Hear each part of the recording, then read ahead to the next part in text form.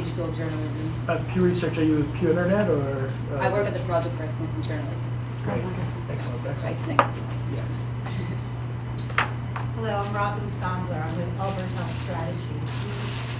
We work with health and science organizations in strategic development. So today I'm looking to learn some more information about crowdsourcing and how that might help. Excellent. My name is Jeff Oresti. I'm the founder of the Internet Bar Organization. We run online justice campaigns and develop the world, helping musicians gain legal rights, sell their music online. We've been working in Haiti, Brazil, Sierra Leone, Afghanistan, and we are just launching our first crowdsourcing campaign for our work that we're doing this summer in Kenya. So I'm here to hear some strategies. Excellent. I'm Heather Shelby. I'm the online activism coordinator for Environmental Defense Fund. And we haven't really done much with crowdsourcing yet, so I'm just kind of sure we could get some good ideas. I'm Ashley Truxton. I work in communications at CRDF Global, which is the organization that focuses on science and technology internationally.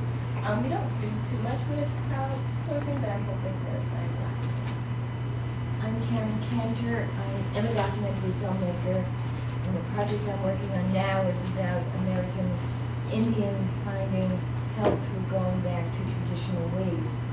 And I'm looking to crowdsourcing for both generating interest and for generating funding. I'm Nicole Sophie. I'm a digital and social media associate at Westat, and some of our clients have expressed an interest in crowdsourcing, so here to learn more. I'm Giselle McAuliffe. I'm a communications consultant. I expand the success of international environmental and development organizations by sustainable communication solutions. And I believe crowdsourcing to be an important part of those solutions that I'm offering my clients. So that's why I'm here. I'm Chris Arterton from the Graduate School of Political Management at George Washington University. And while you were speaking 10 seconds ago, I finally got PayPal to pay Alan for this.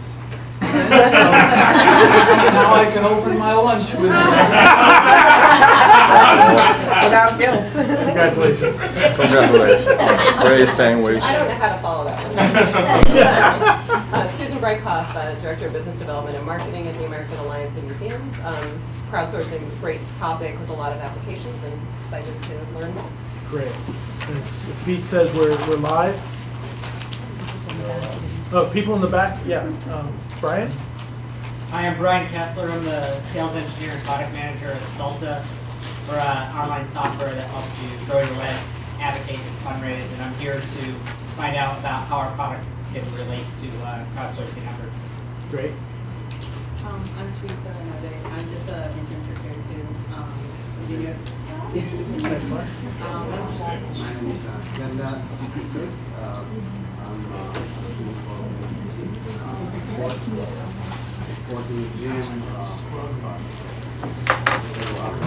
Great.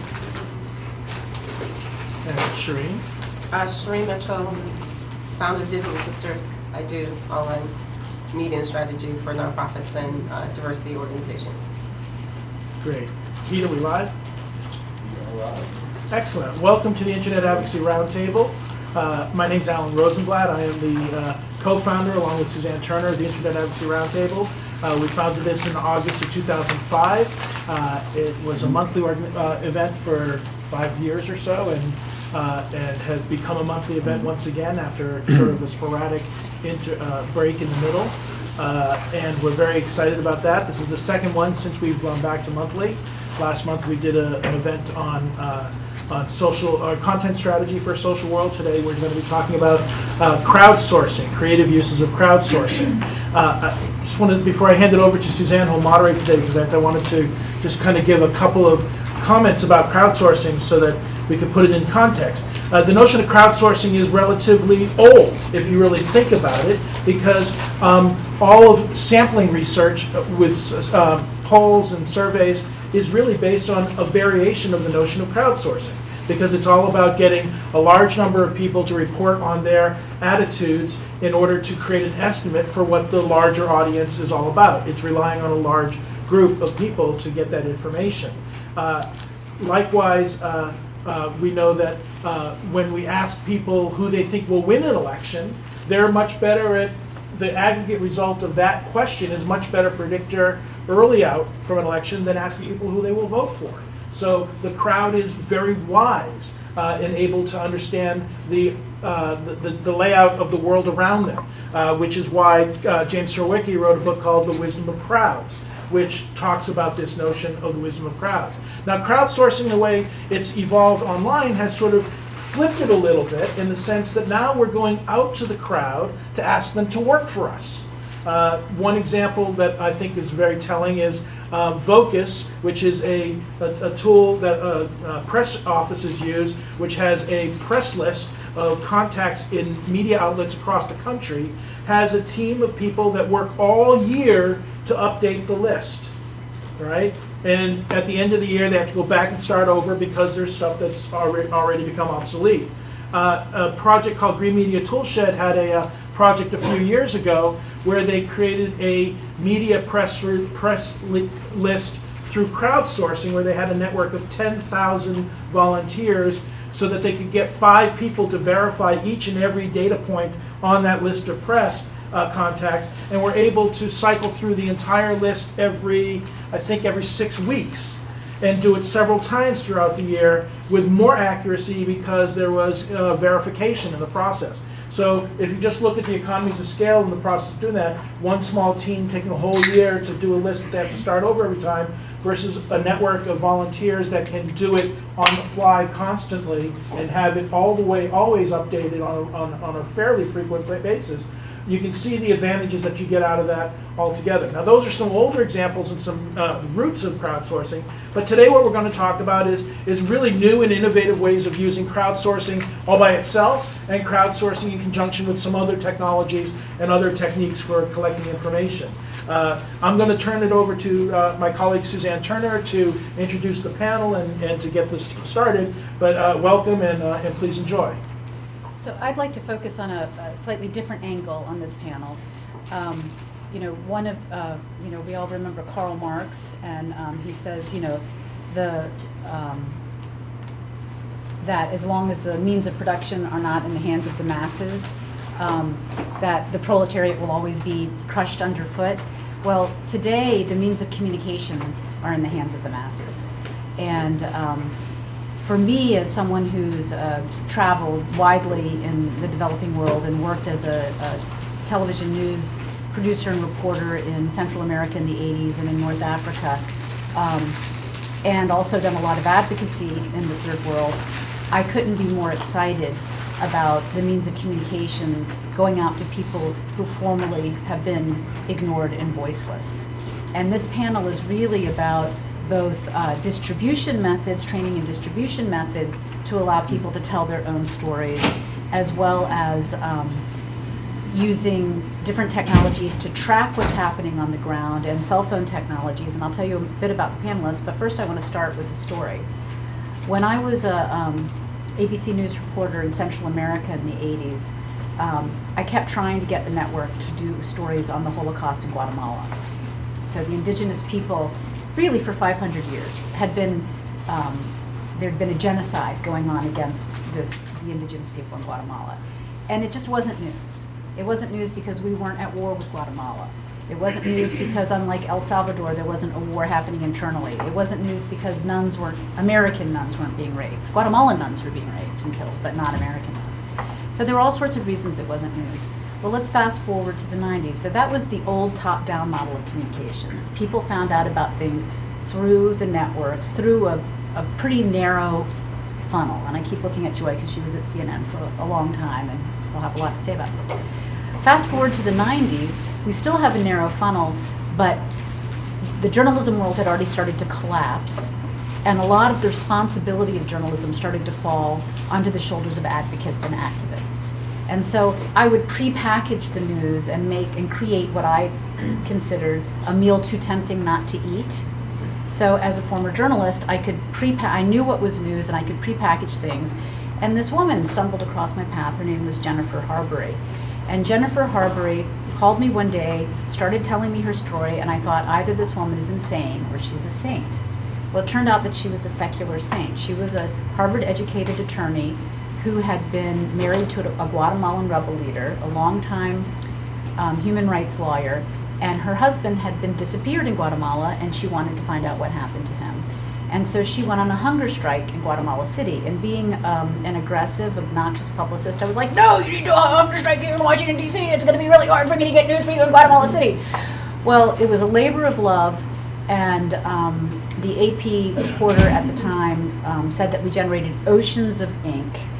And then the Clinton administration asked her to come to Washington, and as soon as she stopped the hunger strike, as soon as the news stopped, as soon as the pressure stopped, they wouldn't give her any more information.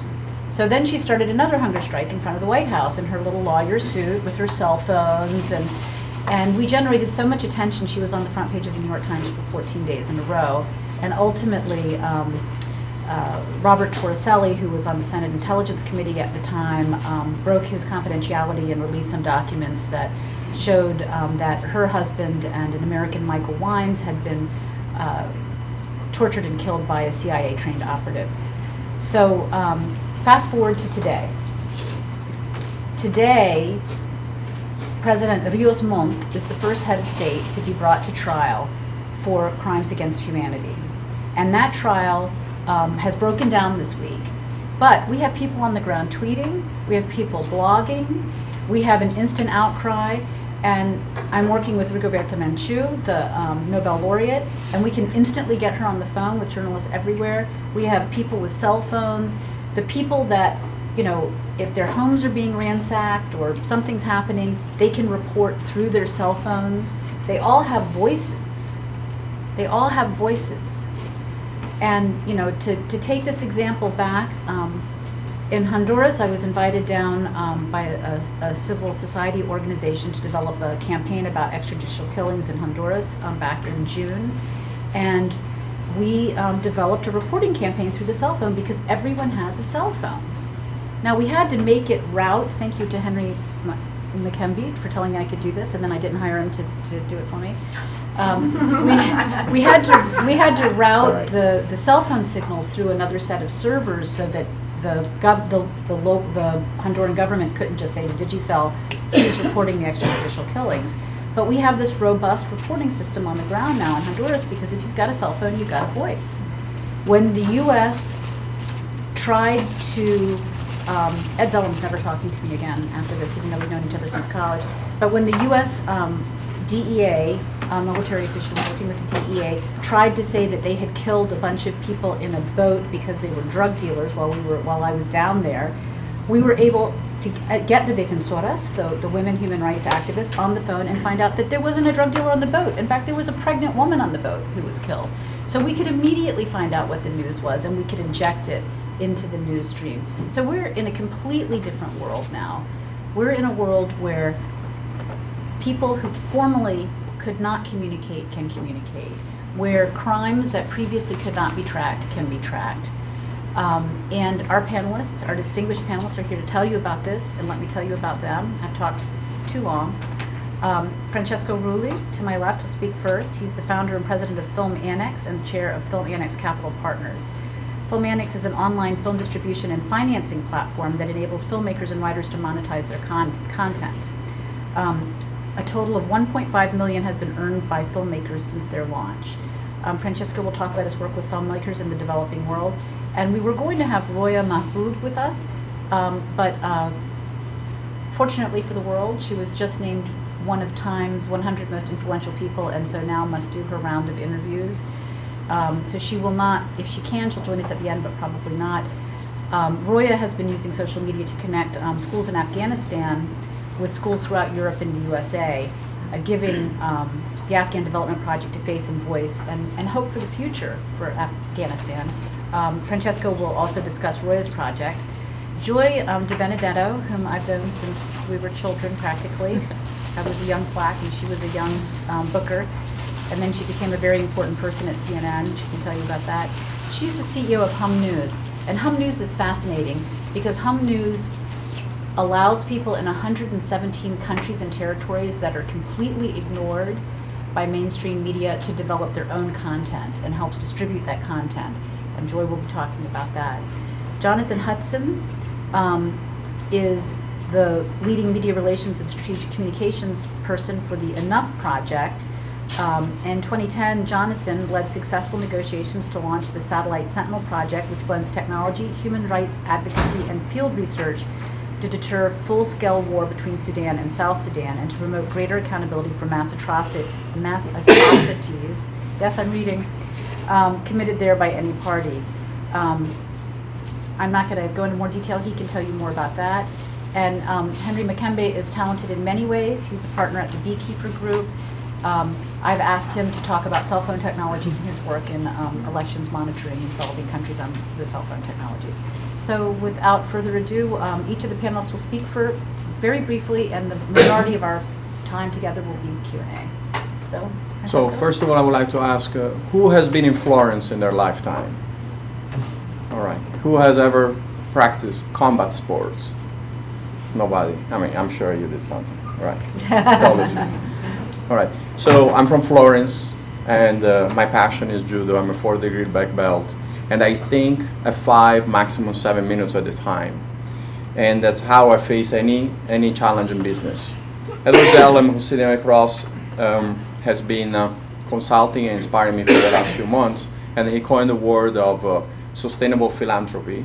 Throughout our exchange and conversations, he has really shaped my path of thinking.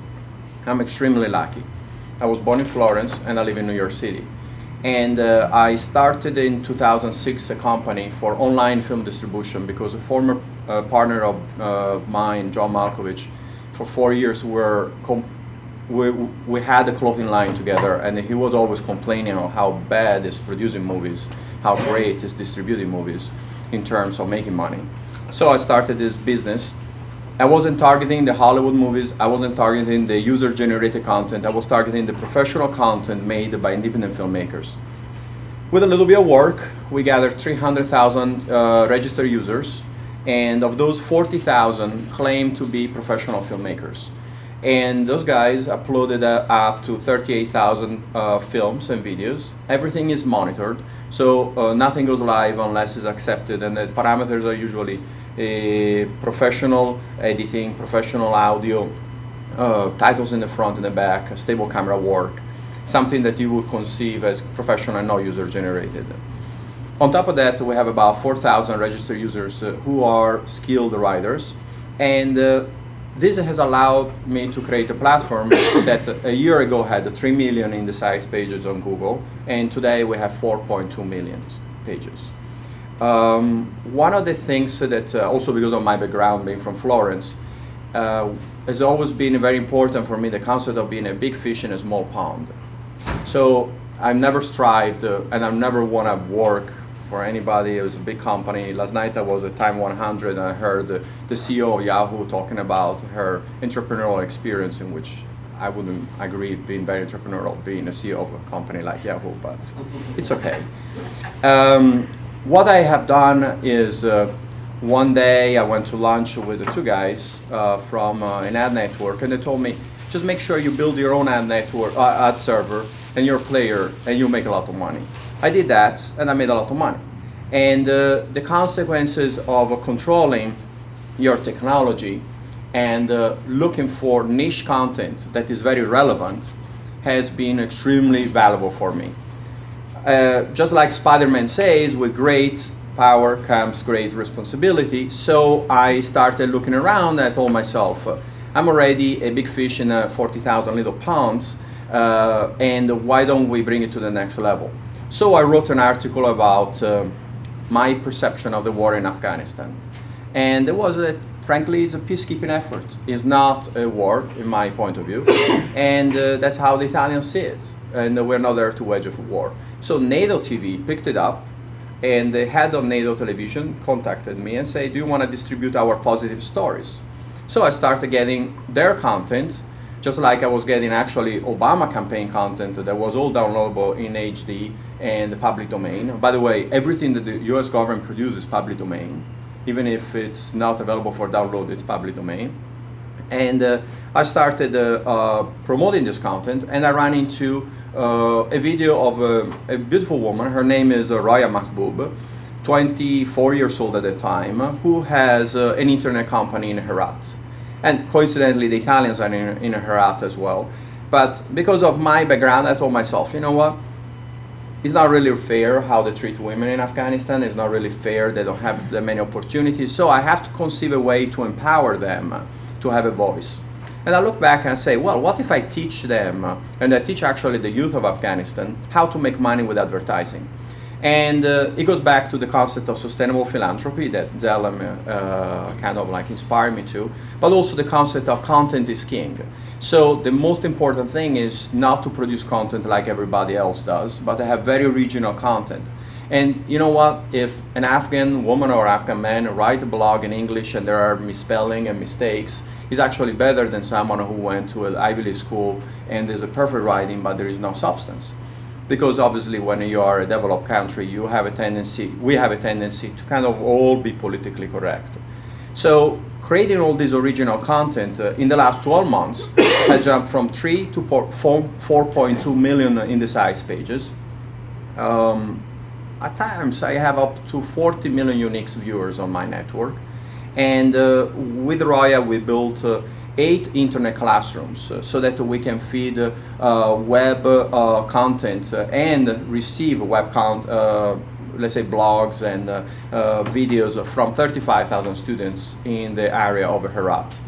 We have created 2 women annex centers, one in Kabul and one in Herat, where we teach them how to use digital cameras. You know, our aim is not to create the next Oscar winner, but actually to empower them to learn how to do simple videos like, you know, he's recording now, or corporate interviews, or little 2-3 minutes documentaries. So the concept for me in terms of crowdsourcing has been the first goal is to teach the people that are going to be working with you how to be relevant, how to be a big fish in a small pond, instead of trying to come to the generic pond of becoming a film star. You know, last night I was watching, I was at the party and Christina Aguilera was singing, and you know, it's going to be very tough for a young singer to compete with her, especially if she's from Afghanistan. So you have to start carving your long tail keywords, what you want to belong, and from there grow. When I first started talking, I said, you know, I am a 4th-degree black belt in judo, but unfortunately on my Wikipedia page, and maybe fortunately, I'm more known for teaching judo to children for the last 20 years. So I wish I was known for winning the Olympics, but I'm not. Even if I carry my cauliflower ears, I haven't got to that point. So what I did, I shaped my complete business and lifestyle around the concept of education. Maybe I like it, maybe I don't like it, but the bottom line, that has brought me to a certain type of leadership. And it goes back to the concept of triggering out the perception of saying there is a small pond, I want to be a big fish in the small pond. Now, as a company, we have about 1,000 keywords now that we have fed in English to all our writers in the United States, Europe, but also Central Asia. Now, to simply achieve this top ranking and also to simply bump up our revenues in advertising, all we had to do is to translate those keywords and those articles in Pashtun, in Farsi, in Bangla, and so on. So, for example, me in the middle of this crisis with Iran, I'm the man that if you Google in Farsi, free movies, free cinemas, and free films, or sharing on social media, I'm on the first page of that. So it's just a matter of time that the State Department or anybody dealing with the crisis in Iran has to come to us, because we are positioning, we are conquered as a company, but with the collaboration of the Afghan students, X amount of online real estate. Now, if you look at any page that you search, there is a piece of advertising.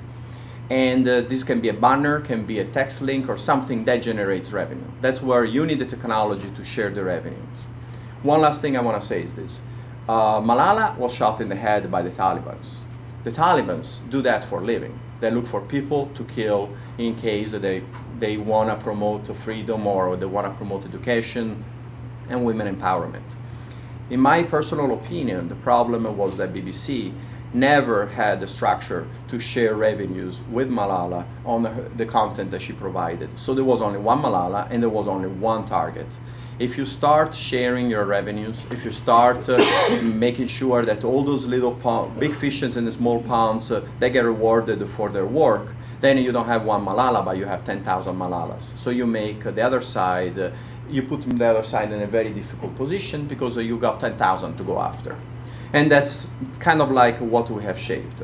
Ironically, Sheryl Sandberg, she wrote the introduction of Roya Mahbub to Time 100, but I'm curious I will see her in the beginning of May, and I will ask her if she knows that in Afghanistan women are not allowed culturally to have a picture on their Facebook page. And the only way for them to do that is to make sure that all of them at once do it. And probably the only motivation for them to do it is actually not to just brag about who they are, but also make sure that they can make money off of the content that they produce for us. That's all. Great. Well, I look forward to learning more about what you're doing, Francesco. I'm Joy DiBenedetto, and I am the founder of Hum News. Grateful to Suzanne for inviting me today, and for CARE2 and the League of Conservation Voters for having us. I want to talk a little bit about something that Suzanne and Alan talked about as well, which is sort of old media and new media, and how crowdsourcing is actually transitioned really from old media to new media. So I did start out working at CNN in the early 90s, and when I first started working there, I was in mergers and acquisitions. In some ways, I feel like I came from a model of what was the original crowdsourcing in media in some ways. When Ted Turner started CNN and Turner Broadcasting, he had no content of his own.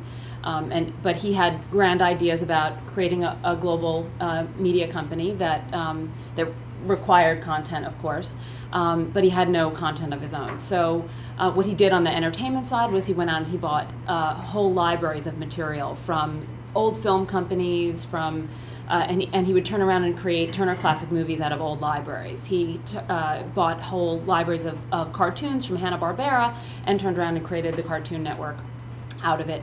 At CNN, he had no bureaus at CNN. When CNN first started, we had maybe 3 or 4 bureaus around this country. But what we did was we went out and we started making barter agreements and partnership deals with affiliates around the country and around the world. And today, CNN is one of the largest affiliate groups on the planet. We had no restrictions on us, so we partnered with everybody from ABC to CBS to NBC to Fox to all the independents, and we created a non-traditional affiliate grouping, which basically fed the backbone of CNN. CNN looks like it's everywhere, but in reality, they only have 37 of their own bureaus. 10 of which are in the United States. So that really only leaves, CNN is really only in 28 countries on their own. So how do they cover the world as a world media company? They rely on their affiliates, and they also rely on the 4 big news agencies that serve the backbone of the media supply in the world, which are Reuters, Dow Jones, Bloomberg, and the Associated Press. And so when I started at CNN, after my time at Turner Broadcasting, this was 93, and so it was a long time ago, and I worked in guest bookings, as Suzanne said, as a guest booker, and I started an affiliate booking service for CNN. The affiliate group at CNN is called NewsSource, and I started something called Guest Source for them, and we would put a guest in a chair and have them talk to 10 of our affiliates. As CNN, we could get a president or a prime minister or a rock star and to sit down in a chair for 10 minutes, and they could do 10 interviews across the world in 5-minute intervals without actually leaving the room. So I created Guest Source, and that was for our affiliate group. But then I thought, after 3 years, I really wanted to go and do something else with my life, and I went to go work for CARE, the humanitarian organization. And you work in an organization like CNN for so long, and you begin to think you know everything that's going on in the world before it ever even happens. You're kind of making the news. But I went to CARE, which works in 70 countries that CNN has virtually never stepped foot in. And this was, again, in 97. And I thought, where are these 70 countries in the world's information supply? Where are all of these and I was a press officer for Southeast Asia and Latin America, and I thought, well, where are all of these stories that I am covering for CARE in the world's information supply? When I was doing them for CARE, they would end up in a donor report, or it was before we had a website, and nobody would ever hear the stories. About a year later, CNN asked me to come back and run the domestic booking operation. And I thought, well, only if I can bring these stories that I've learned now and these countries into. So I thought, well, I could do more being on the inside of a media organization for the countries that I learned about than being on the outside, knocking on the door. So I went back to CNN, but it kept in my mind. I kept thinking, I'm having a hard time getting these stories onto the network. How do I do this? And I started basically a 5-year crowdsourcing campaign of my own, a research project where I really researched what stories were making news, what were making the front pages, and where the news was coming from. And it turns out that there are 4 large news agencies that feed everyone else. So Reuters, Dow Jones, Bloomberg, and the Associated Press are the agencies that they gather 90% of the world's content, and then they sell it back into the media supply. So even CNN is buying material, Moscow Times is buying material, Tokyo, television is buying material. They're all buying it from these 4 large news agencies. Reuters and AP are 100 years old plus. And they themselves started as a crowdsourcing idea. Reuters started when 6 newspapers in 1906 decided that they couldn't cover the world, the country themselves, and the Boston Globe, I think it was, called up the San Francisco Chronicle and said, "Hey, could we share content?" And then 6 other newspapers got in on the deal, and they started a wire service. AP. Same thing. Then Dow Jones came along. Dow Jones is 60 years old, and Bloomberg came along, and Bloomberg is about 35 years old. They all have different models, but their idea is the same. They gather content and sell it back into the marketplace. Well, those 4 large news agencies only report from 121 countries in the world, and we have 238 countries and territories in the world. So over my sort of informal crowdsourcing research project, I figured out that we're missing 117 countries basically in the world's information supply every day.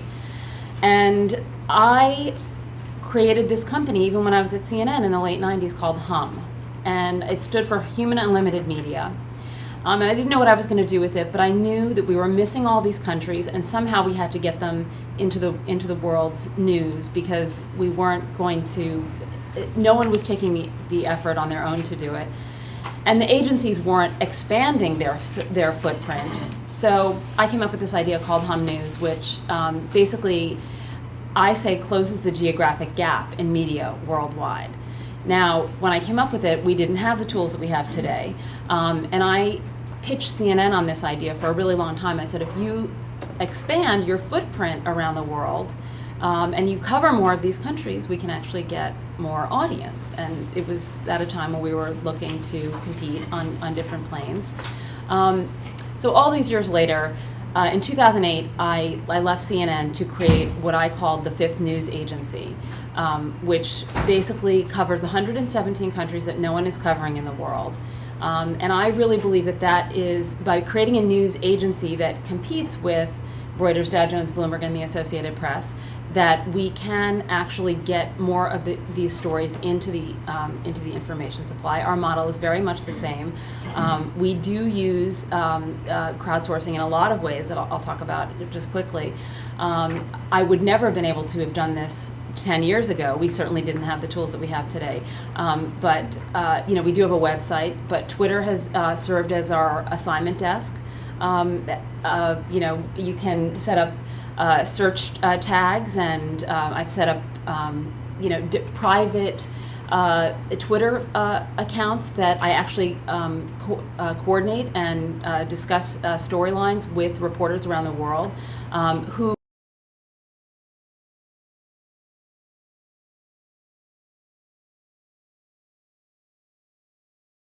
And for us, that non-affiliate grouping is NGOs, freelancers around the world, all those media affiliates that are in these countries, like Cameroon or Madagascar or Uruguay or or Vanuatu or Christmas Island, all these media companies that are not being utilized for any greater aggregate to tell the world's story. So we turn to all of these non-traditional affiliates, and we've created a non-traditional affiliate network that we basically harness news out of. And for me, walking into CARE, I thought, well, this is another newsroom, and every other NGO around the world is like another newsroom. They also have tons of archival material, and that was very similar to my thinking of coming out of buying whole libraries at CNN. But so we turned to a non-traditional affiliate grouping, and today we communicate with all of them on Twitter, on Google Hangouts. We do training with journalists around the world. We just did a big one on Ustream with about 190 citizen journalists around the world. And over time, this content has become much more acceptable by mainstream media. I mean, when I first started at CNN, if it didn't come from any of our reporters or any of our affiliates, it didn't make air. But I was part of the team that, 10 years ago helped to create iReport. And it was a huge awakening for CNN. I mean, we thought, well, YouTube's doing so well, we could use the same model, and we created iReport. And we thought, we're going to get a couple of pieces of material. Who's going to really take the time? And then after the first week, we had about 11,000 pieces of material, and we thought, oh my God, how do we actually, cull through all of this material to find something useful? And I still think that citizen journalism has a role today, and it's becoming more and more clear what that role is, I think. But you find a lot of garbage on citizen journalism as well. You do have to find your way through it. So I use crowdsourcing to bring material in. I use free tools that we never would have had before.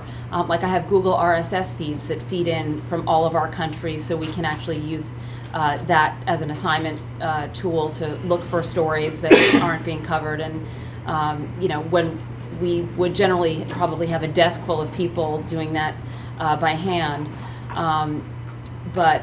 So we use free tools to train journalists to get stories in. And we've also had to come up with other ways to use technology. I mean, people would always tell me, you cannot go to these places, it's too expensive, it's too difficult. We've had to look at things like creating solar-powered camera kits for our reporters, and then teaching them how to use them on Ustream training or other kind of or Google Hangouts.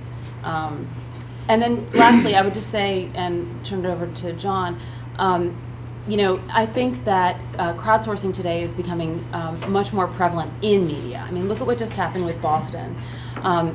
Boston could not have happened probably as quickly as it did. I mean, everybody in that crowd had a cell phone. The runners had cell phones in their hands, and it created a system where basically they were able to close the loop on the story much more quickly because everyone was a journalist. So for us, the proliferation of technology around the world has actually been very helpful for us to get in and out of these 117 countries, and then to basically work within the major media system to get that content seen more widely. So I'll stop there. Wow, we've had a lot of great comments and themes and anecdotes today about crowdsourcing. I would invite us to think about which crowds and what is being sourced. And maybe for your brand or your organization or your mission, the crowd that's most important to you might be your potential supporters or influential people within your area of interest. Not just anyone, but someone who might bring some special insight. Alan talked about how important it is and accurate it is to use the wisdom of the crowd in opinion research, like surveying likely voters about who might win an election, might outperform other means of polling, such as who they're going to vote for. And so it's very important to use crowdsourcing in that opinion research, especially if you're asking questions of particular crowds, like likely voters. A great example in recent history of failing to use crowdsourcing for opinion research of your key supporters would be the controversy between Komen for the Cure, the Susan G. Komen Foundation, and Planned Parenthood Federation of America, where PPFA was very alert and adept and listening to the wisdom of the crowd and responding in an active dialogue. Komen for the Cure was very tone deaf and not listening and not responding in effective ways. And so that was one of the greatest, brand implosions, partly because of their failure to listen to the wisdom of the crowd, their key bases of supporters, crowd, not just any crowd, about their mission. A much more recent example you could see giving them a run for their money is musician Michelle Schacht, who was so tone deaf as she was giving an anti-gay rant in a nightclub, she couldn't hear the palpable feedback from the crowd right there, her supporters in her audience, until finally they had to turn out the lights and pull the plug, and then days of negative media accrue on Twitter before she finally stumblingly begins to give out several piecemeal and ever-changing stories about why she went on that rant.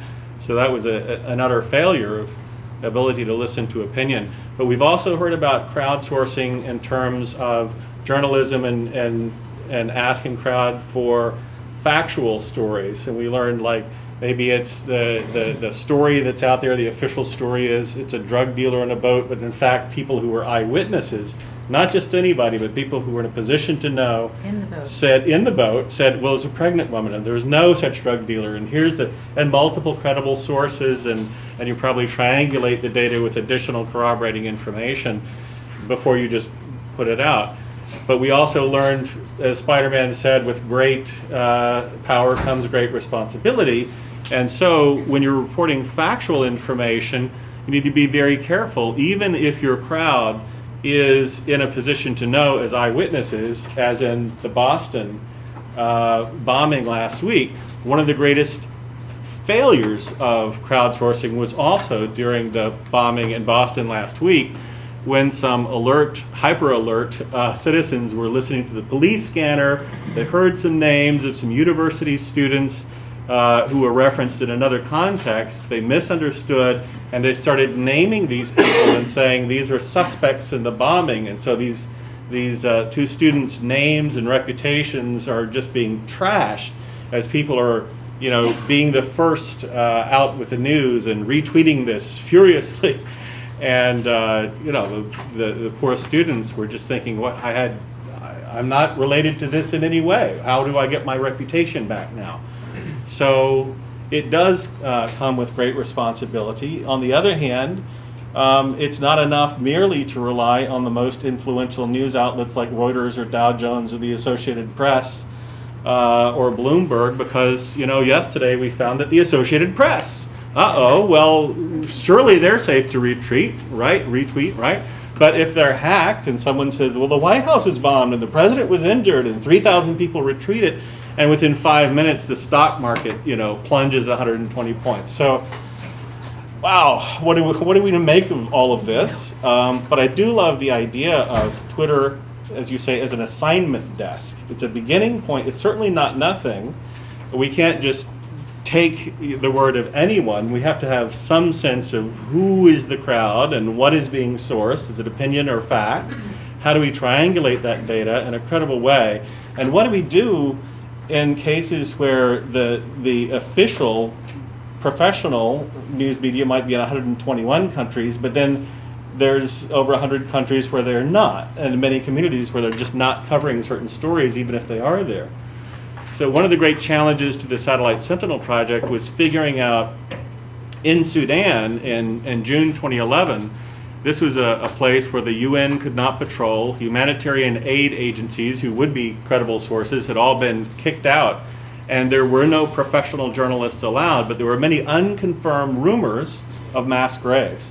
So how do we use the wisdom of the crowd to confirm who had done mass killings, who had been dying, where were the mass graves, who dug them, who was in them, how are the bodies transported, and how do we get visuals that corroborate this information from the wisdom of the crowd? And part of what we did was take people who were not professional journalists, because there were no reporters, but say you have the aptitudes and skills, many of you are very educated but in different fields, and are coming from oral traditions where people are very good at remembering specific details and telling narratives. How do we use that to ask people, could we train maybe a handful of 15 people to become citizen journalists, and then give them, using Twitter and other sources, an assignment desk? So your assignment now for the nascent citizen journalist is go to the town hall meetings, go to the weddings, go to the faith community meetings, and stand up and say, it's really important that we tell the world the truth about these mass graves. Who has seen something? Not a rumor, but have you seen, heard, smelled something? Have you personally experienced something to do with a mass grave? If so, we would like to talk to you. And then ask certain things about these people. Ask what is their faith community, what village do they come from, what languages do they speak, what career do they have, where do they live. You have to keep that confidential to protect the security of the sources, but why do we ask those questions? So that we could do background checks and say, if you say you're a Muslim and grew up in this village, well, who else from that village is a member of that faith community and is in a position to know, is this a person of good repute? And then how do we get these people's, how do we triangulate data, get multiple eyewitnesses to mass graves to give their reports, do background investigations on them? We couldn't have done any of that without crowdsourcing. And then send them satellite imagery marked with grids, with columns with letters and rows with numbers, and say, can you put your finger on the grid where you saw the mass killing? Can you put your finger on the grid where you saw the mass grave? And they would be speaking of a mass grave that had been dug on, let's say, June 8th of 2011 in Tilo Village. We would send them a before image of that same location, but in April, before there was any freshly dug earth, before the conflict had broken out. And they would place their finger on a square, and the citizen journalist would say, they say it's C2. And you know, every single time they had placed their finger exactly where the after imagery, subsequent to June 8th, the satellite imagery, showed freshly dug earth. And then we were able to corroborate the eyewitness reports of people saying, I saw the mass killings, I saw the mass graves, I saw who died, I saw who did the killing, I saw the burials. Here they are. We were not leading the witnesses, we were triangulating information, and we were the first to bring the world, when the UN and professional journalism and humanitarian actors could not, we were first to bring the world not just reports of mass graves that could make the 6 o'clock news, but document it using crowdsourcing, corroborated by forensic science, to a legal standard that it could be used in a war crimes case in The Hague. So without crowdsourcing and citizen journalism, and make your own citizen journalists if you don't have them, find and mentor them. There's people there with the aptitudes. But I really don't see how journalism or effective advocacy can be done anymore. The world has changed without invoking the wisdom of the crowd. Wow. I'll start that. My name is Henry McKembe, and I'm with Beekeeper Group. We're public affairs firms. I think the other panelists here have really, I can't top their stories. What I'll say is that we've seen a couple of trends here, right? It's about the people. It's about the people. No matter your issue, no matter where you are in the world, no matter what you're trying to get them to do, and some of it can be fun. It doesn't have to be all serious. People already communicate. And they communicate in particular ways, whether it's oral, whether it's Twitter, whether it's cell phone messages. And when you're trying to crowdsource something, when you're trying to get people to take action, you have to take that into account. If you're going to, I'm going to be contrary, I'm probably going to be wrong, but if you're going to Kyrgyzstan and you're trying to get them all to do HD streaming, it's probably not the best way to ask them to crowdsource something, right? So you do have to take into account how do the localities communicate when you're crowdsourcing. The other thing is that what we've realized by what they've said is technology is not making all of this cost effective. I'm not going to say cheap, but I'm going to say cost effective. You no longer have to raise your own server, create your own service. 3 is there's organizations out there that put this, that put all this available to you. The State Department has actually a unit that just goes out there and look for these technologies and make them better and actually finance organizations around the world to do that. Movements.org documents all these technologies around the world and what various groups are using to circumvent Chinese authorities, Egyptian, dictators, whatever you name it. So that's the other thing. Technology is making this, very possible and very cost effective. And I think the last thing we do have to take into account is purpose, right? There's the purpose you're trying to get, fit your audience. Not everybody is going to be interested in Sudan, unfortunately, or fortunately. Not everybody is going to be interested in Cameroon. I'm from Cameroon. I barely read a newspaper from Cameroon. So you have to take that into account, is who's your audience and what you're trying them to do, and get back to being the people. Now, we're here, and I'm happy to discuss any particular technology or solutions that help you. Unlike these people, my passion is not a specific issue. It's really empowering people to use technology to fix and advocate for those issues. And I'll wrap up with that. Well, that was great. Everyone was fantastic and very eye-opening. And we'll open up for questions in just a moment. Your point, trust but verify, is very, very well taken, and reminds me of a cell phone project that the Women's Media Center was running in Syria about sexual violence in Syria. And Lauren Wolf, who ran that program, was a trained New York Times journalist. So she very much had to verify these reports of sexual violence in a place where there was few people on the ground. And this idea of what is it that the people that you are talking to, what do they want to be talking about, and what technologies do they use to communicate with one another, and are there other technologies like oral tradition, et cetera, technologies, other forms of communication. So in Honduras, for example, everyone might not have a cell phone, but everyone knew someone who had a cell phone. Yes. Or, everyone might not have access to a computer, but there were internet cafes even in the remotest regions. So we had to know those things, right? So, Comment about trust but verify. Right. So kind of an interesting thing. We're talking about information coming from the crowd and trusting but verifying. And we would expect that the people who are most likely to trust or verify before trusting would be professional journalists. But I have a personal experience which kind of raises the opposite impression. On election night, people were tweeting what was coming in from the reports, everything they heard from television to the web to word-of-mouth sources, and everybody was out there tweeting, this state goes for that, is called for this candidate, all this kind of stuff. Well, during that night, I was sitting at my old job, and I was tweeting on our organization's Twitter account, and I heard from one of the TV sets that NBC had called Massachusetts for Elizabeth Warren. And I quickly pointed to a couple of my colleagues. I said, find that for me. One of them said, here it is, I found it. We went quickly, and I posted at 9 p.m. that NBC had called Massachusetts for Elizabeth Warren.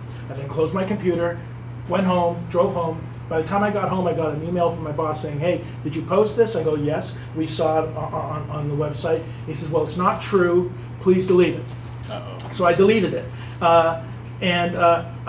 It turns out that what we saw was an exit poll prediction as opposed to actually calling for it.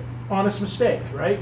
Unfortunately, in the 30 minutes between when I tweeted it and got home and got this message, the New York Times, the LA Times, Mother Jones, BuzzFeed, Ezra Klein, all reported that NBC had called it. Without verifying NBC, without saying they heard it from my source, they attributed it to NBC without verifying it.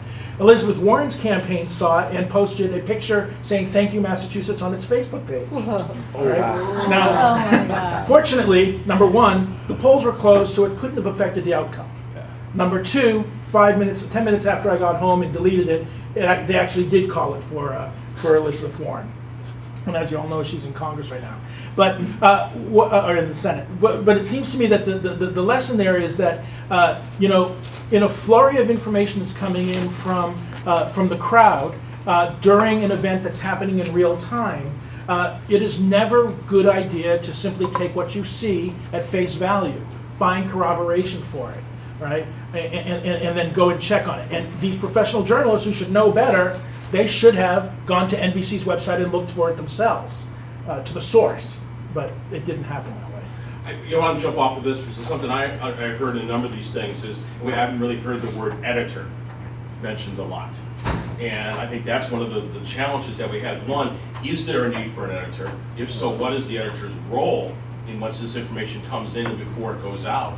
Or is there not a need for an editor? Before we start answering that question, there's one last point, which is sharing profits.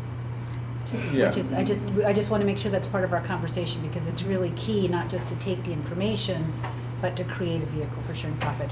But the idea for an editor, I'm going to pass it. Well, Jonathan certainly plays a similar role. Oh yeah, it's always a. You know, you could have Twitter as an assignment desk, but even saying that in a way, there's still a human being, an editor, who is saying, Absolutely. this is input, but it's got to be, culled through and then picked because there's a lot of trending topics on Twitter, but you got to pick something, and then you've also got to get multiple credible sources, but at the Satellite Sentinel project, the strength of our approach is a fused view of intelligence, which is not just saying multiple sources, but sources from different kinds of information streams.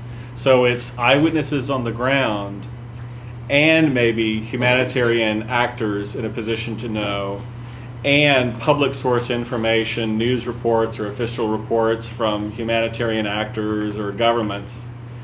And searching Arabic media for statements by, say, the Khartoum regime, admissions against self-interest, and photos and videos from the ground, but all corroborated by high-resolution commercial satellite imagery.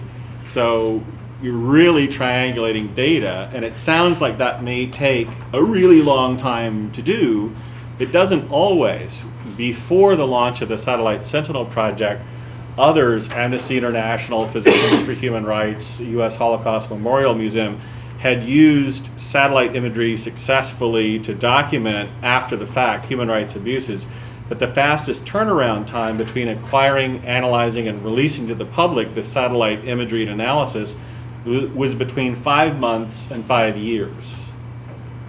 And so we said, in an emergent situation, we needed to acquire, analyze, and release to the public our multiple source information with the help of editors in 48 hours or less. And the first time that we documented the deliberate burning of a village in a disputed oil producing region between the Sudans called Abyei, there was an unconfirmed rumor that a fire somewhere had burned a village somewhere. And they didn't know, was it accidental or deliberate? Was there a fire? Where was the fire? When was the fire? It was a rumor of a rumor. We were able to say it was, the village of Tijali.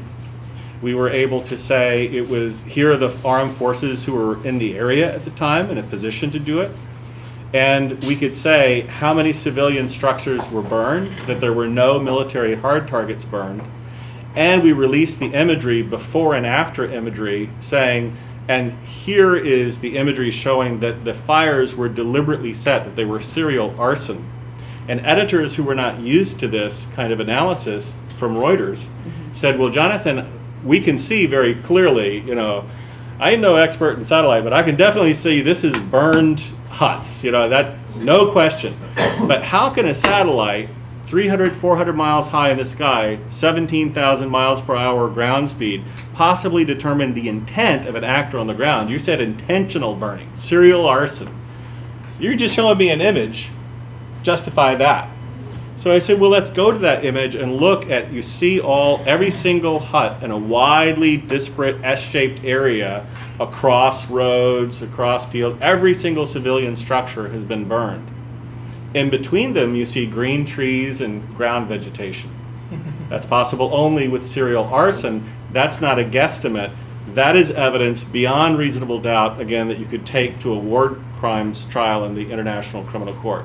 So you have to have an editor, but that doesn't mean you necessarily can't produce multiple source fused view of intelligence and release it publicly in a very short time, even ahead of what a normal news cycle would be.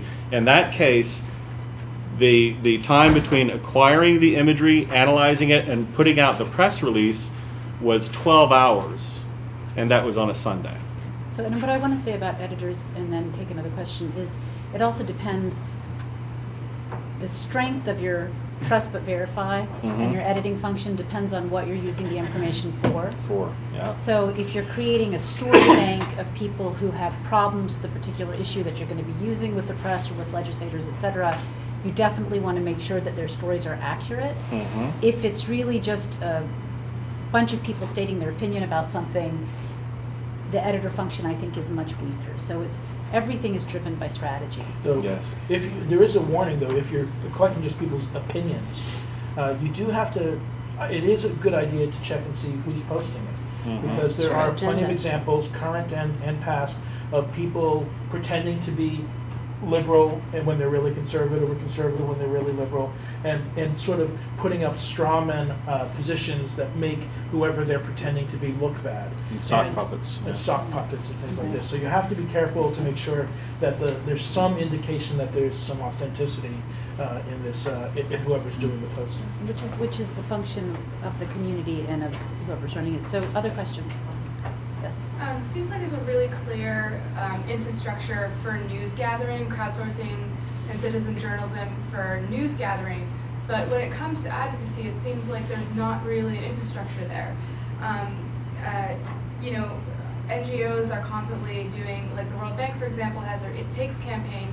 They've been, asking people for their opinions all across the world in, several languages.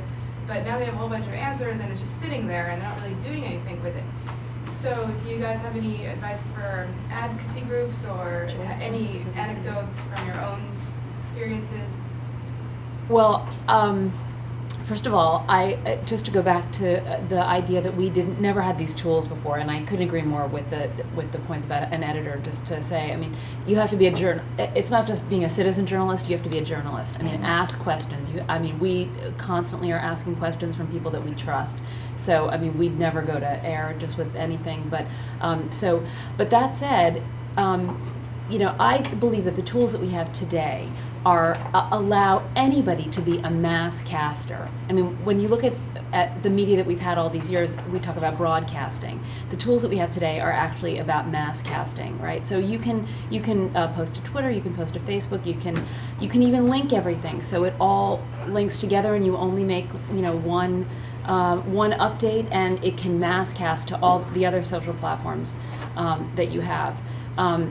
You can create campaigns out of something like It Takes and decide that it's relevant to certain dates in a calendar, or a certain editorial calendar.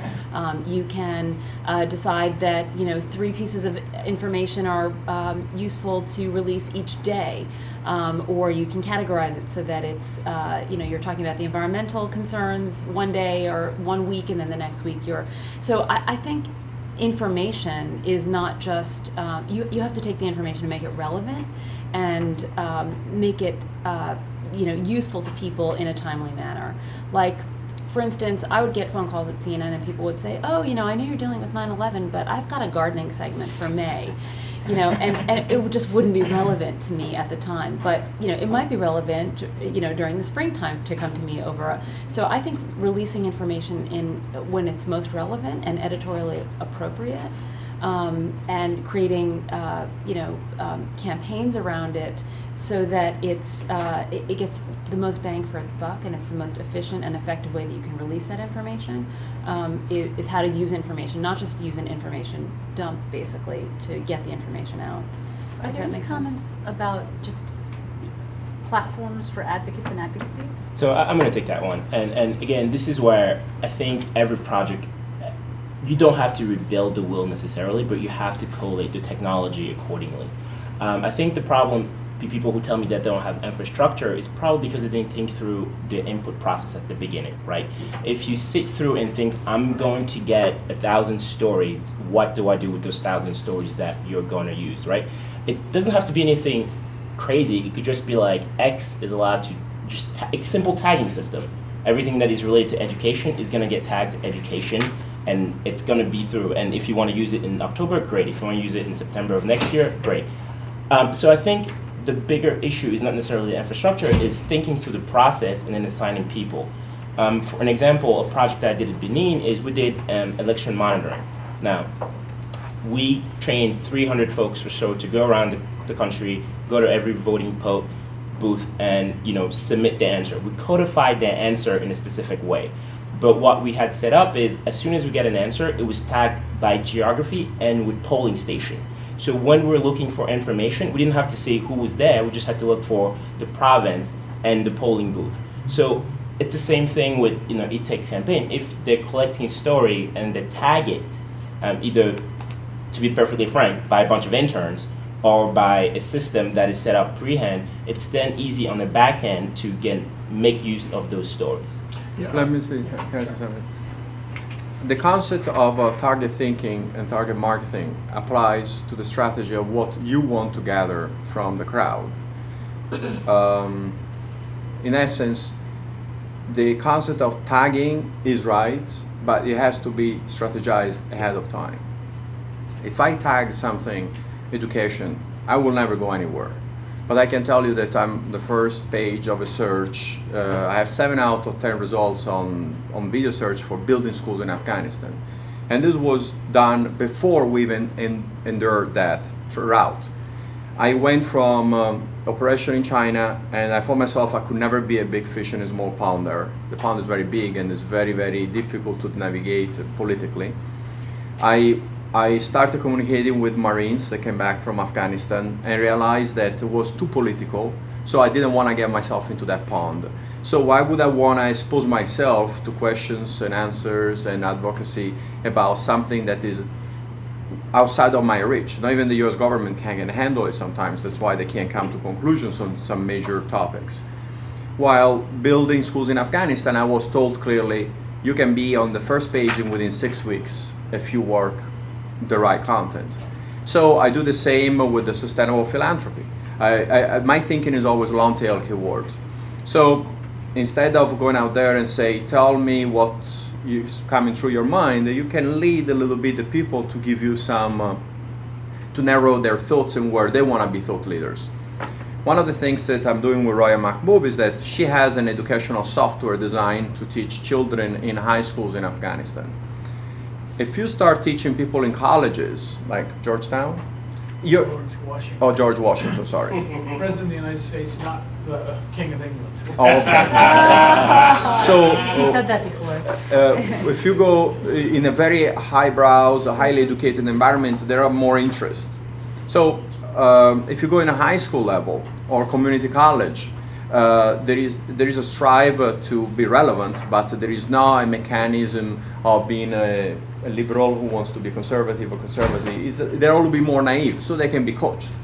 So one of the things that we have done, and I'm always on top of the money because I'm from Florence and I live in New York, I go back to my companies, my clients, or the people that want to do business with me and say, what's your keywords relevancy? And they give me 3, 4, 5 keywords. Usually they're very short, and then we make them longer. Then I say, how would you shape those keywords if you had to do an educational platform, like if you had to do a essay test or multiple choice test for children who are 17 years old? And with that, now you start gathering content from those young citizen journalists, let's say, on the topics that pertain to your subject. We even we're under the discussion if we want to give them the freedom to decide the subject and the title of the write-up, or if we just want to have the essay back. Because if I say to you, talk to me about your point of view of building schools in Afghanistan, particularly in Herat, they'll give me that essay. But if I say the topic is building schools in Afghanistan, Herat, give me your title, give me your topic, now I have another range of much broader long tail keywords. And then if I multiply in the languages, I even conquer more real estate. So I kind of guide those guys into an environment that I can manage. I know already I have companies that stay behind me, they finance the micro scholarship. I can pay those guys mobile payment micro scholarships, or is a region where they have PayPal, even better. In fact, one of the very interesting things in which everybody should be putting pressure on the US government, my modest and humble opinion, is that they somehow PayPal is not available in every country now. So you have countries like, the first countries that were covered with PayPal.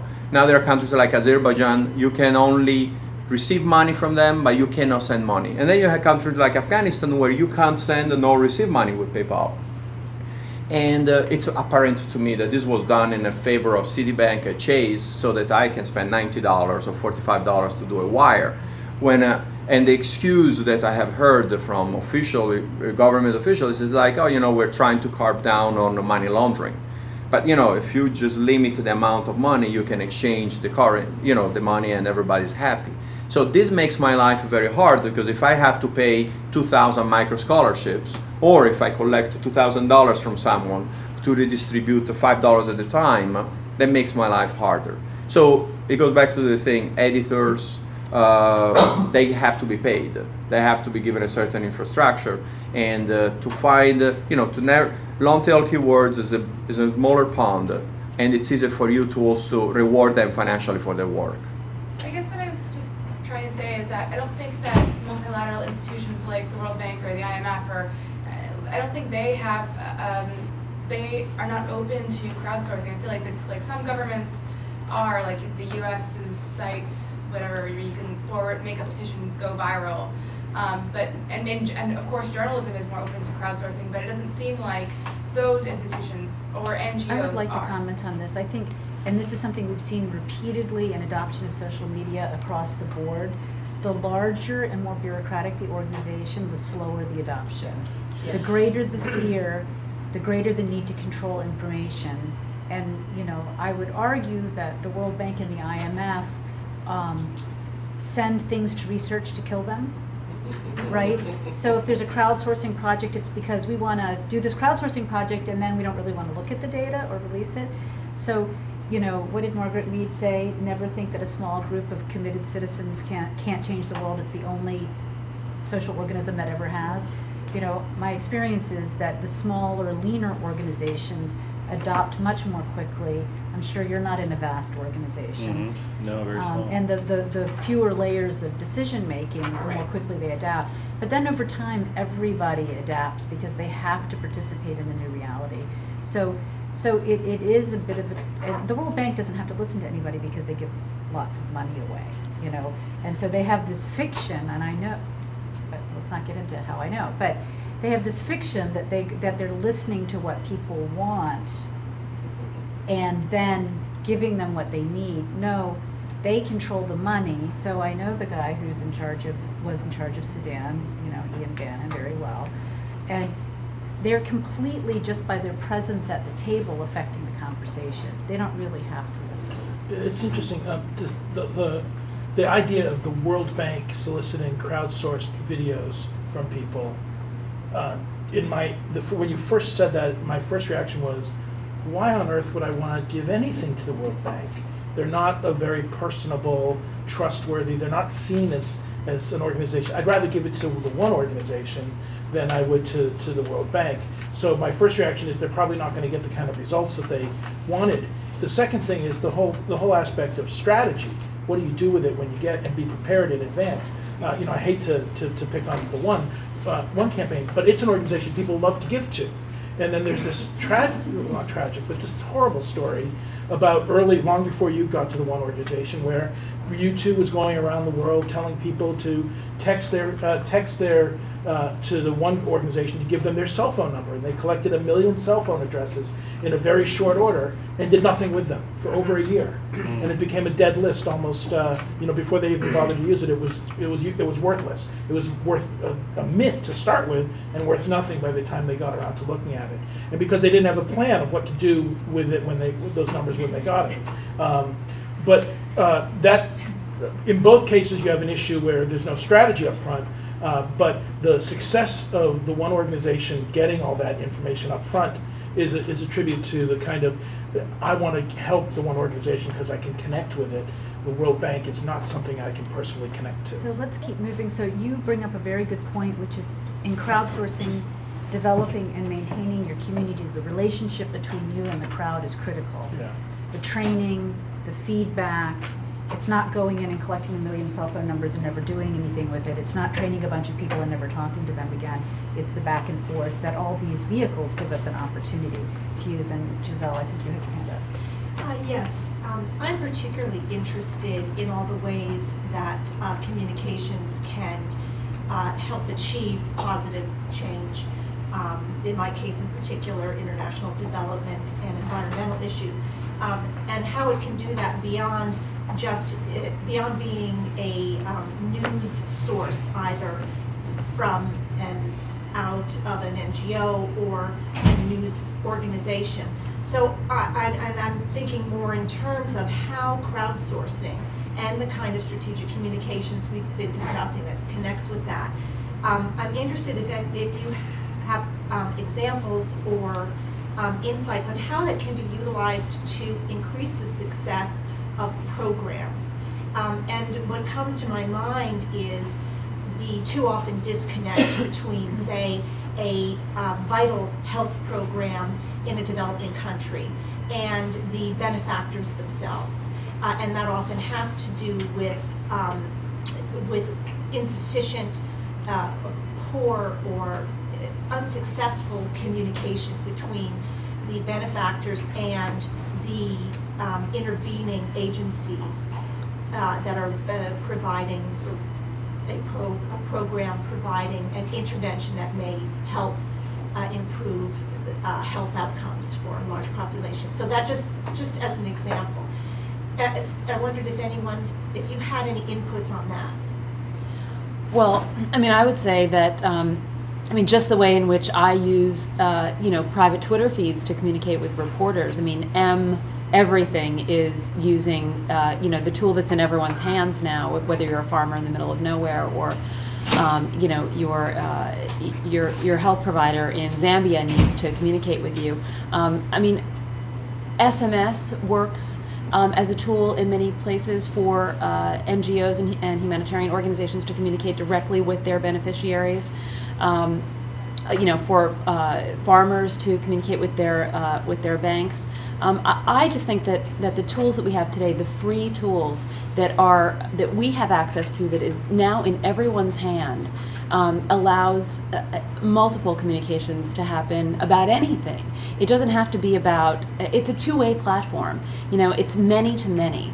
And it's whatever you want to put out to your audience. That as John said, I think who is your audience? It can be your beneficiaries, or it could be your news and information audience. It's just in using the tool to get whatever information out it is that you want to get to them. And maybe it's about programmatic work, and maybe it's not a high tech, Twitter feed, but maybe it's an SMS campaign or an SMS. Communications. I was interested to hear, and again, it's domestic, but in Boston, they were telling people in Watertown, on SMS, it just within the sort of area code, to stay indoors during the manhunt. So, I think it's whatever you want to put out and maybe it's collecting, your beneficiaries' cell phone numbers and communicating to them that a new program has just been launched or something like that. I just want to back up because I'm always about strategy, and Giselle, I know you are too. Really, the important thing is to understand culturally the methods of communication. Mm-hmm. Oh, yeah. That's a given when I ask Yeah. this. Yeah. And who are the influencers? How does information flow? What are the views? Well, I don't know who I pissed off. Anyway, so and what are the views on that particular form of inoculation or this, that, or the other? So they're really powerful cultural influences. And then the next layer is how to disseminate the information.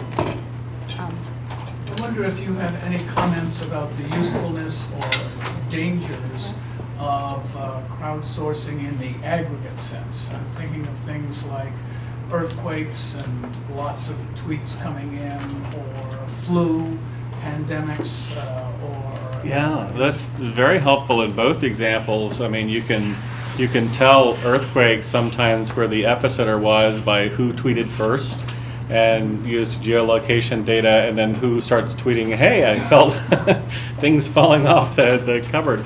And you can actually tell where the epicenter was sometimes in advance of, when like the U.S. Geological Survey issues a report and says, what it was in the Richter scale and exactly what the epicenter was. And in that situation, you're not just looking at what they're tweeting, you're looking at the geolocation Time and plotting it geolocation. out by time as a way to see the evolution of.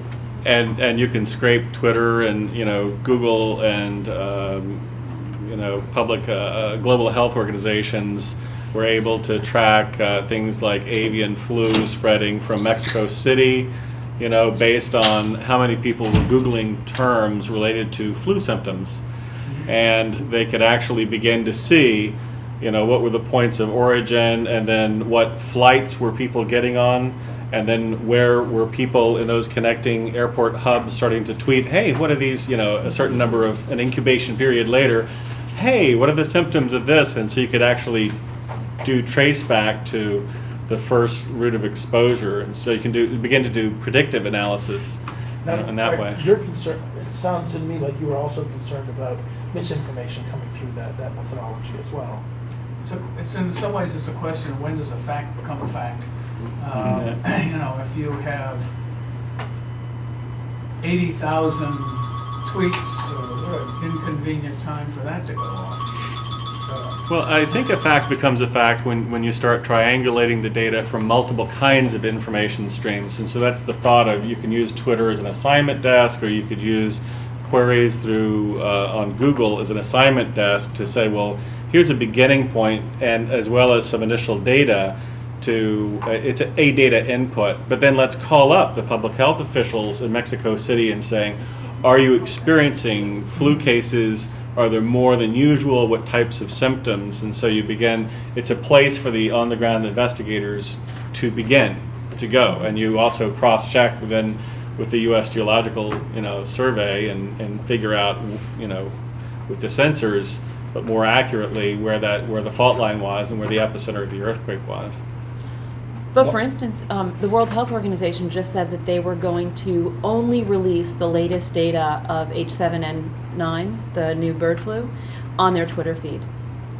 That's the first place that you're going to see it. So they felt that it was going to be the fastest, reach the most people, at the moment that they need people to know, because it was a tool that reached more people than they could reach on their website, for instance. One thing I would like to note here is actually two things. In certain situations, crowdsourcing should never remove the baseline information that we've always are used to and I know is fact checked. It should be a layer on top of that information, right? It should never, like the guys that whoever deal with the earthquakes, I'm always going to trust them versus Twitter. But having them putting Twitter on top just makes it slightly more useful, and then adding Google Trends on top of that makes it even more useful. But it should never take the underlying, it should never be your sole source of information. Depending on what you're doing, that's something I want to be very clear of. And then the other point that was brought up here is crowdsourcing does not necessarily mean asking people for information. Sometimes people provide you with information that you can use. Every time I tweet, there's a date line, there's a timeline attached to it. So if I go missing, you can probably track it back to where the time is. Cell phones, most of them at this point have, GPS that is turned on and publicly usable. Whether if you're Apple, you get a backlash for it. If you're an advocacy organization, they love you. Depends on how that goes. But a lot of that stuff is useful. So crowdsourcing does not necessarily mean somebody gave you information. Sometimes it's available out there, and it's up for you to call it and turn it into something that you can then use for your purposes. I was also thinking about crowdsourcing in terms of one of its earlier business uses online. I know this from family members, in terms of getting something done very quickly, getting a task completed very quickly and very economically. Because you're doing it for free and you're leveraging lots of people. Or doing it for smaller fees. I have a nephew who's made quite a bit of money doing his bit of crowdsourcing online, and he has certain skills that even some adults don't have. So, or not many. Well, it turns out like mapping the craters on the moon is something that only human eyes can do. because computers can't identify them very well. And so they've crowdsourced maps, photos of the moon, and asked people to circle the craters that they see. And that's been going on for quite some time. They use it for people to write books, to write scripts, to formulate strategic ideas. Do any of you have examples of that? Well, that's what basically we do with our company. Every page that is created is basically analyzed. Either we see the content is given to us, and we say, oh, this is an interesting film, but you know, they say the subject or the content in the page created doesn't have enough data to make it relevant. So, you know, one of the exercises is to try to make the data relevant. If not, it gets lost. Like we have a movie that was just uploaded called 42 Days. It doesn't give away the information. So to add to it the fact that the filmmaker is from England, and specifically from a specific town in England, the geolocation, like we were discussing before, helps to give it relevance. And then on top of that, we communicate with a specific filmmaker who has that type of content to see if they have more content pertaining. Like for Sandy, when it hit New York City, we internally created our documentary, but also we tried to source content from other people. But we gave parameters of quality and geographic location. We were not looking for everything. We were a little bit proactive about narrowing down the locations because we didn't want to have too many pieces of content that are useless.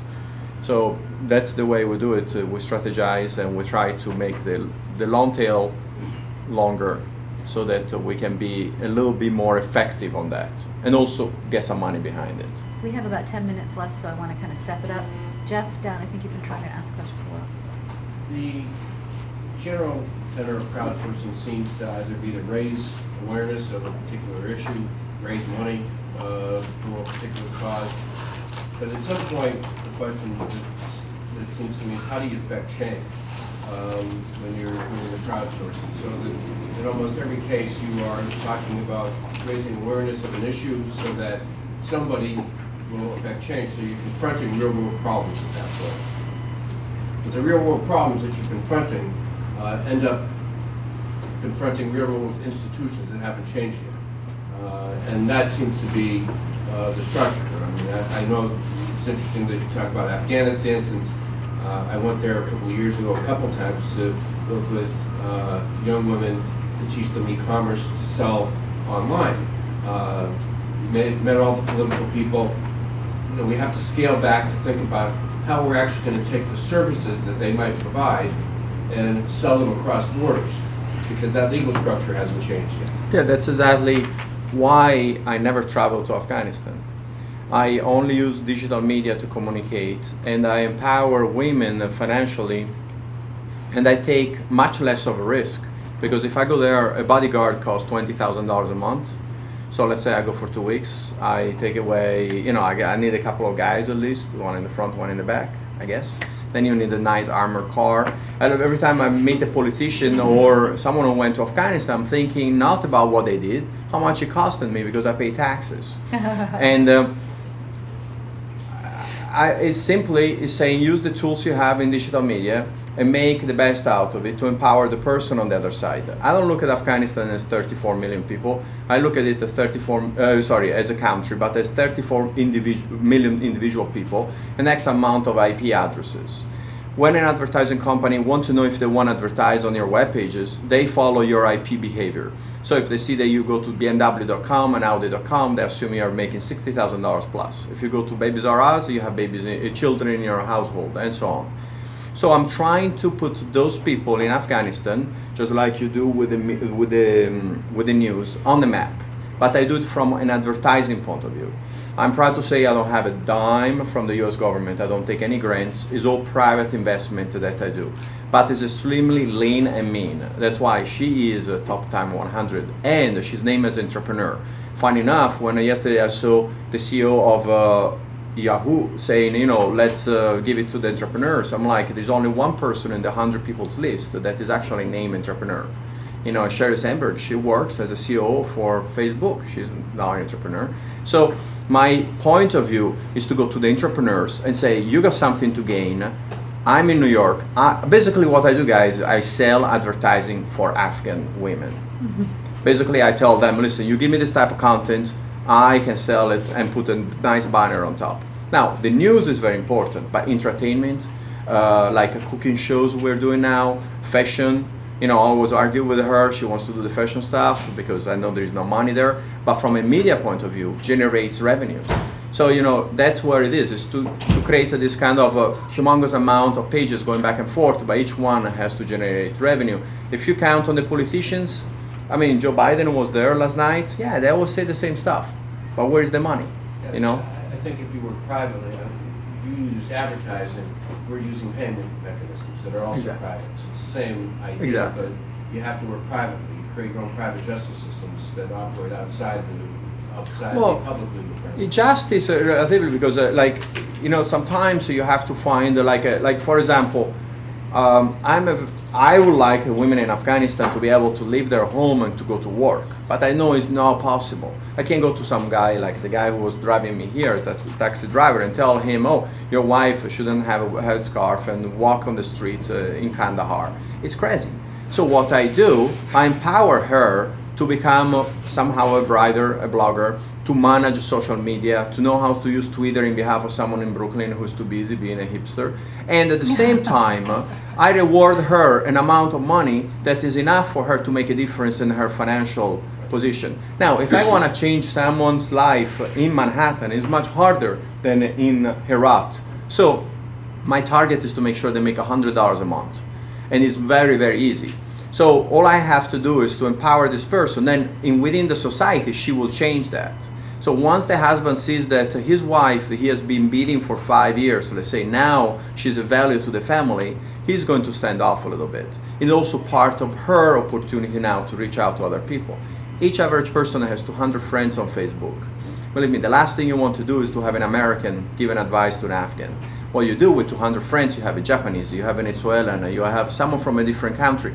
Each one of them is feeding them Christina Aguilera music, so that changes society a little bit. But you don't want to take one position because one government works for another government. Instead, 200 people have 200 different perspectives. It comes down to civilization. But also, just really important that you don't want to fully rely on crowdsourcing for your advocacy. Remember, it's part of a larger advocacy program. So the idea of collecting stories from people about their situation is to provide content to help mobilize other people to take action, to write legislators, to protest, to turn out for demonstrations, whatever the mechanism that is needed in any particular country to affect social change and political change. You have to leverage whatever you're doing with crowdsourcing towards that end goal. And it's usually not a direct one-to-one, but rather crowdsourcing is either providing content or fertilizing the population in the sense that they are ready to be mobilized to take in a subsequent action. So the question, I want to keep moving to the question right here. We may have time for I was curious about the issue of paying your sources and how that would work. The issue in terms of how we decide who's getting what in terms of money. Well, you talked about the young woman who had been shot in the head and how it would be great if she could have gotten a lot of the money that went to news sources.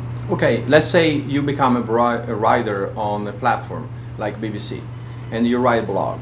There is a banner on top, it's 720 by 90. I would say they probably sell it for $10 CPM. Every 1,000 times that someone watches that page, they get paid $10. There's another is 300 to 50 or 160 by 600. There's another for $5, $7 right there. So she's generating revenues for those guys. There is an editor who is reading it, is approving it to stay there. She's writing content that is meaningful to them. It's meaningful to the Taliban, to a point in which they find who she is. They jail target her and they shoot her in the head. Afterwards, she survives, thanks God, she gets $3 million. But my problem is what happened before. If the platform is sharing the revenue, say, listen, you are coming into this platform, you are actually being rewarded for your content because we know it's relevant for us and it's going to put you on the map. Now we want to empower you and to pay you for your work. just like you do with anybody else. I imagine everybody here gets paid. And just like everybody paid here to be here, $20, $30. So at the end of the day, you now have one person who is alone and is doing it out of personal sacrifice or just their opinion, but you now have 100 people. Actually, you reinforce a little bit also the cross-reference. Now you don't have one Malala, you have 100 Malala or 1,000 Malala. It doesn't have to be so high the cost that now you turn into a Hollywood movie where the filmmaker is getting paid $5 million to say something he doesn't believe in. Like look at, a classic example is the cowboy western with John Wayne, in which the bad guys were the American Indians. You explain me that. But who was producing the movies knew exactly the story, and we were ready to watch it because it was kind of sexy to see, this guy with blue eyes being the cool guy. But the issue is paying sources, as it were. That what's so the you issue? fear that the payment biases the sources? Precisely. So journalists get paid for what they do. Right, but if they It depends on, I guess the question is who is paying them and why? Precisely. Because as a source or even as in a documentary film, the interviewees are usually not paid and people are appearing. Let me say this. Who watches 60 Minutes here? What's the main advertiser on 60 Minutes? It's Viagra. So those guys pay a Sunday night to get the ad on they have been able, they pay millions of dollars. It would not be Lara Logan without Viagra. So that's the reality. Yeah, but I think the question is, and I hear what you're saying, if you are trying to crowdsource information from the from the source, from the ground, and you pay the people who give you the information, it encourages them to sensationalize it or to perhaps not be honest about it. And so maybe, whereas I think your model has been more of they're providing content. Yes, creating content that is valuable. Like you are a filmmaker. Which is different. So there's two different applications here. You don't want to give someone a financial incentive to lie or to tell you something that they think you want to hear when it's not actually true. But However, you do want to pay someone to give you their gardening tips. Right. If they're providing content that was created for the purpose of either not for reporting on what's happening, but rather my cooking skills or a video clip of some idea that I've come up with, that's different from paying somebody for their sources. Now that said, Oh My News, which was a crowdsourced news platform out of South Korea, I'm not even sure if it still exists, but it was created 7-8 years ago. Basically had a network of 70,000 journalists around the world. They would submit their articles to the website. They would get posted, and then the readers would click how much they think that writer should get paid. And writers got paid anywhere from like 50 cents to $10,000 for an article, depending on how good and how valuable the article was. And so they crowdsourced the payment structure, which is a very different So approach. we are getting right up on 2:30. I mean, we have, I think, time, if people don't mind running over, for one more quick question. I don't know if you have any wrap-up comments or if anybody on the panel has wrap-up comments, but does anybody have a burning question? Oh, come on. We're crowdsourcing. Come on, crowd. Well, in that case, I'd love to thank actually, can I say something? I would love if anybody of you wants to contribute to writing an article or a blog or something about education in Afghanistan or the value of education in developing countries. You can post it on Fumanex, you can email it to me, whatever you want.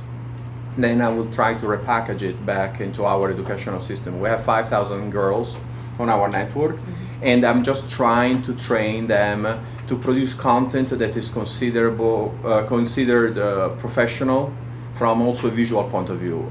It can be exactly like gardening tips or cooking shows, anything. It doesn't actually, our motto is not politics, just internet. So anything but politics. So let's not talk about politics.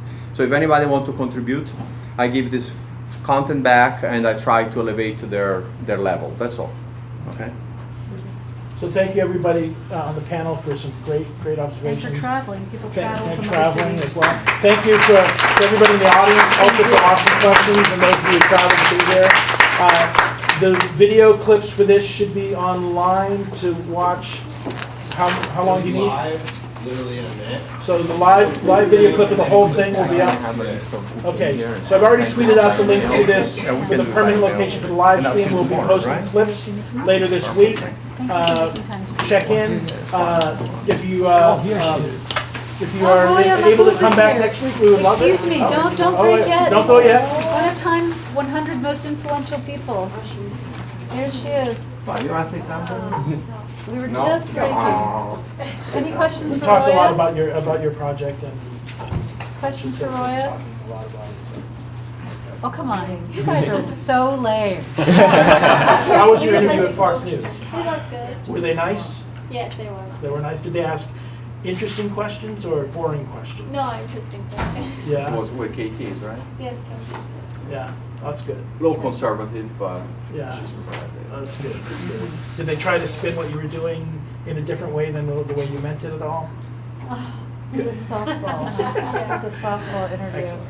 Well, No glad you're able to questions make it for first. Roya Mahboob and the connection of all these Afghani schools with U.S. and, no, people are like, I gotta get back to the office. Well, thank you, everybody, and hopefully we'll see you next month and every month after that. Keeping it open, we're sorry, we're just very Many, many years ago, that when you make your position for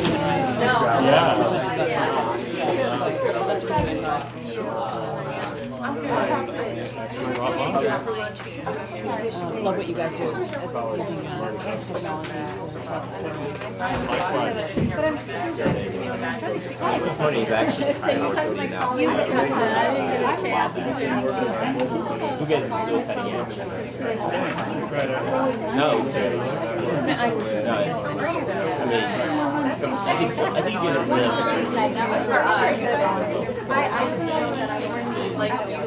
How do you get in?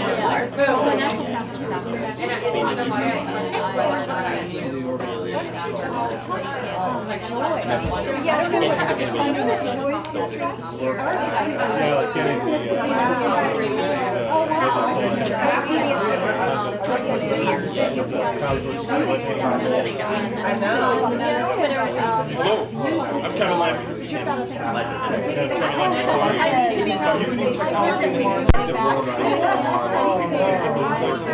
No, what I'm doing is if somebody needs help, then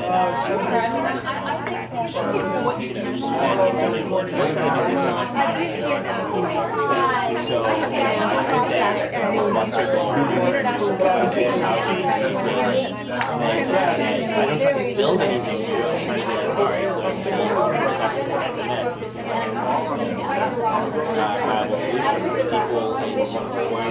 I'm doing training in Haiti. So my first thing is like, they ask me to do social media training. My first thing to do is, how many people use social media in Haiti? Is this relevant? So I had to email Facebook and Twitter and be like, so how many actually have My dad, send a couple of emails, make a lot of money, keep training them. That's my name. And I feel myself, I'm like the shallow man. You can get something done. And I have my own and then ends up. So yeah, so I mean, that's kind of changing the whole